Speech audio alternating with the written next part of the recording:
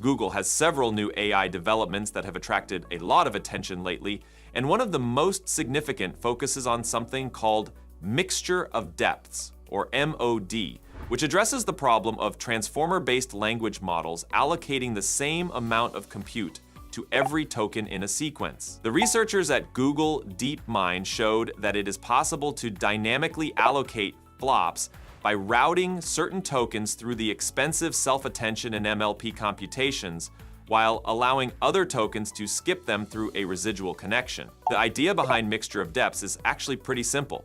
Instead of treating every word in a sentence as equally important, this AI figures out which words need more attention and which don't. It then spends more processing power on the important ones and skips over the less important ones, saving time and making everything run faster.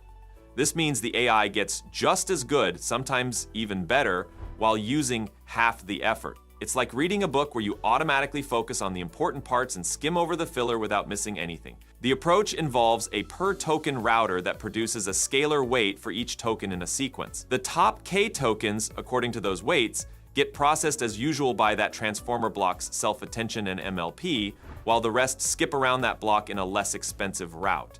This leads to a substantial reduction in flops, since not every single token is treated equally.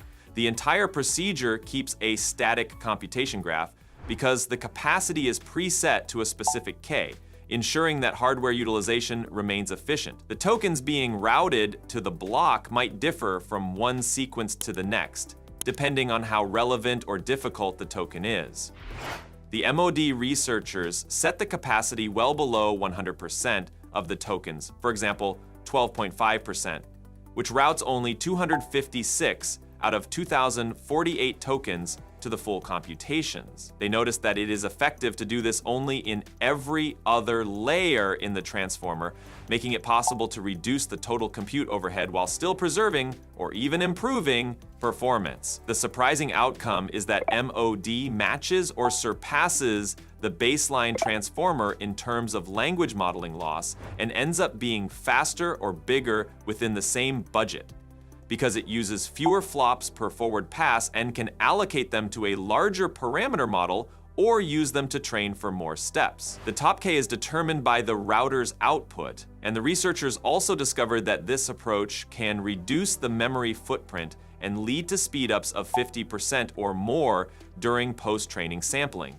One aspect they had to address was the question of how to perform autoregressive sampling when top K routing might usually require the entire sequence's router outputs. They introduced a small auxiliary predictor, or a small auxiliary loss, that approximates the top K decisions in a causal way, so that tokens can decide whether they route to or around that block without looking ahead.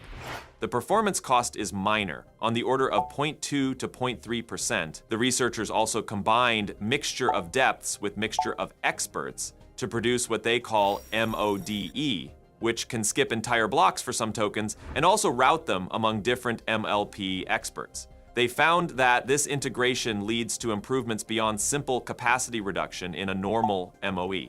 They performed isoflop comparisons at scales like 6E18, 2E19, and 1E20 flops. They saw that the MOD approach allows them to reach either the same or better training objectives than baselines, but at a fraction of the forward pass cost.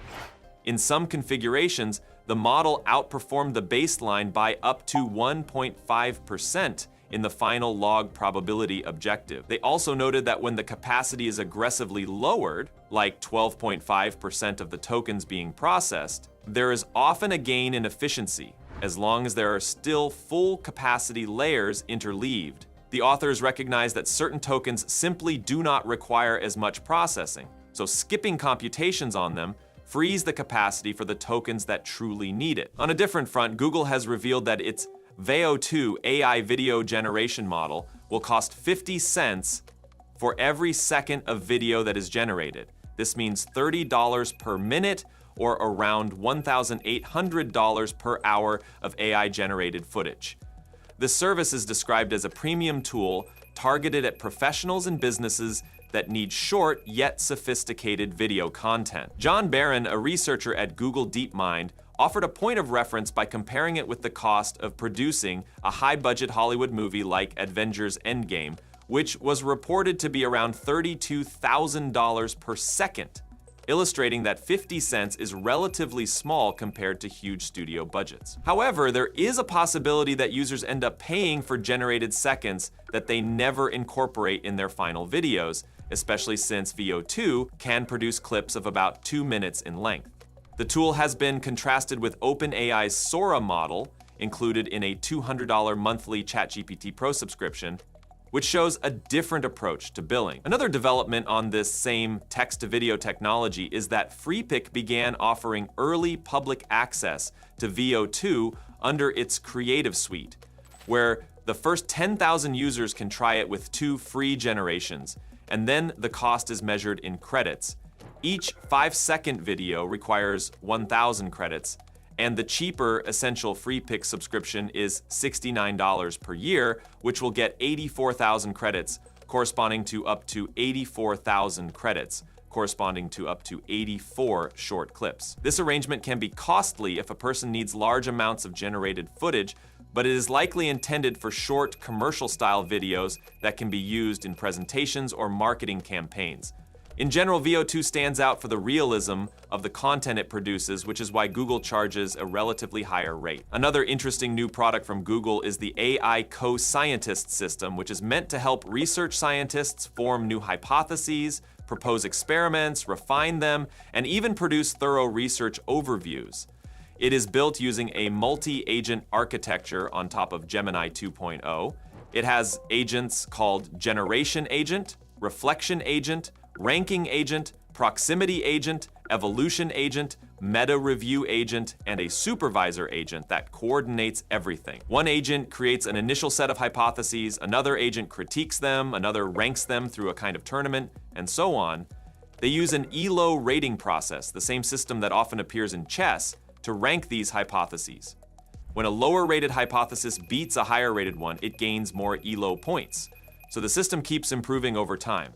The group behind this tool presented novelty and impact metrics that compare favorably to other AI approaches. The co-scientist variant showed a novelty rating of 3.64 and an impact rating of 3.09, while the Gemini 2.0 Pro experimental setting sat at 3.27 novelty and 3.00 impact, and OpenAI 01 was noted to have 3.09 novelty and 3.09 impact. The co-scientist version had the best combination, and it scored a lower average ranking of 2.36, meaning it tended to be the top choice in pairwise comparisons. One of the main achievements that highlighted its potential was the way it solved a decade-long mystery about antibiotic-resistant bacteria in only 2 days. Professor Jose Panades and his team at Imperial College London had spent about 10 years looking into how superbugs become resistant, and they found that certain bacteria acquire viral tails that help them move between different hosts. When Panades and his colleagues gave Google's AI co-scientist the same puzzle, it arrived at that exact theory independently in just 48 hours, even though it was not published anywhere. It also proposed 4 other plausible hypotheses, which indicated that it was not just memorizing research. Panades initially believed that the AI might have had access to his private files, since the correct theory had never been publicly released.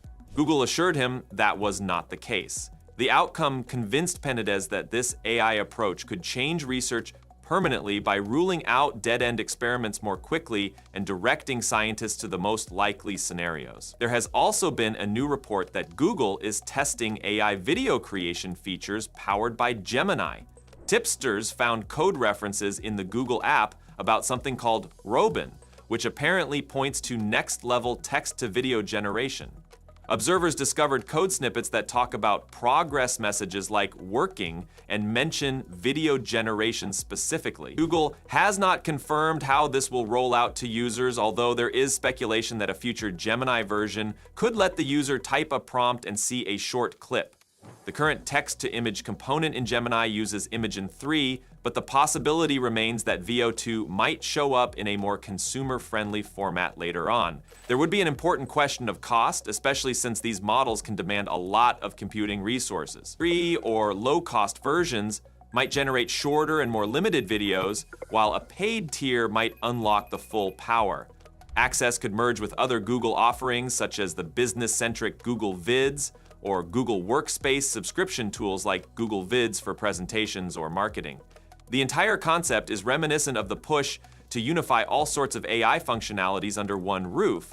So Gemini might eventually handle text, images, and video with a single interface. All right, so that's everything on Google's latest AI breakthroughs.